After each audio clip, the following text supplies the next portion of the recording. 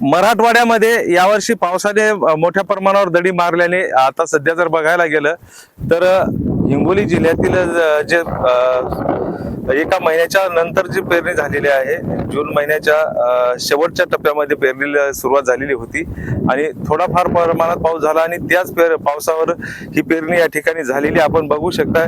आपण सध्या या सोयाबीनच्या शेतामध्ये आहोत आणि या ठिकाणचं जे पीक आहे आणि हे जर आता सध्या जर बघायला गेलं तर या ठिकाणी पाऊस नाही.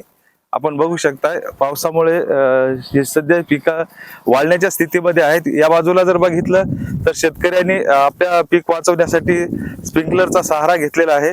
स्प्रिंकलरच्या सहाय्याने ही शेती भिजवण्याचा प्रयत्न शेतकऱ्यांकडून चालू आहे. एकंदरीत यावर्षी हिंगोली जिल्ह्यातील 87% पेरणी पूर्ण झालेली आहे. त्यामध्ये 3,10,000 हेक्टरवर ही पेरणी झालेली आहे आणि सर्व आपण सध्या जर बघायला गेलं तर शेतकरी देखील आपल्या सोबत आहेत. जाणून घेऊ शेतकऱ्याकडून सध्या आपण जे पीक पेर लावलेले आहेत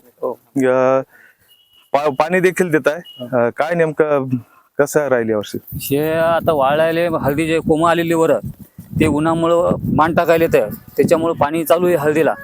आणि सोयाबीन जे निघलेली कुठं कुठं ते पाणी नसल्यामुळं ते बी वाळून चालले. जवळपास 8-10 दिवस झालेले पाऊस बी नाही आणि पेरण्या झालेल्या आहेत. काही जे राहिलेले आहेत उशिरा उशीर झाल्यामुळं पेराव का न पेराव असा प्रश्न पडलेला आहे.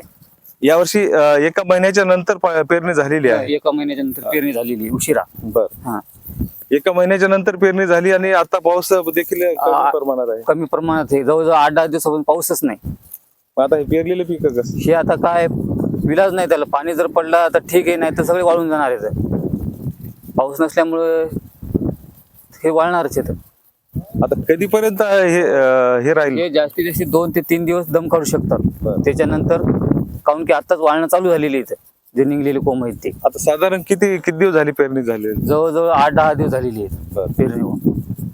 10 दिवसापासून पाऊसच नाही. पाऊस नाही 10 दिवसापासून.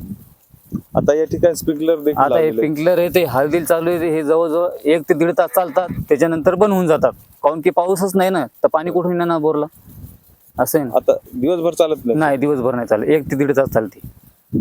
नदीला देखील पाणी नाही. नदीला पाऊस नाही, पाणी नाही आलेला आहे. पाऊसच नाही तर नदीला पाणी येणारच नाही ना. पाऊसच पडला नाही ना.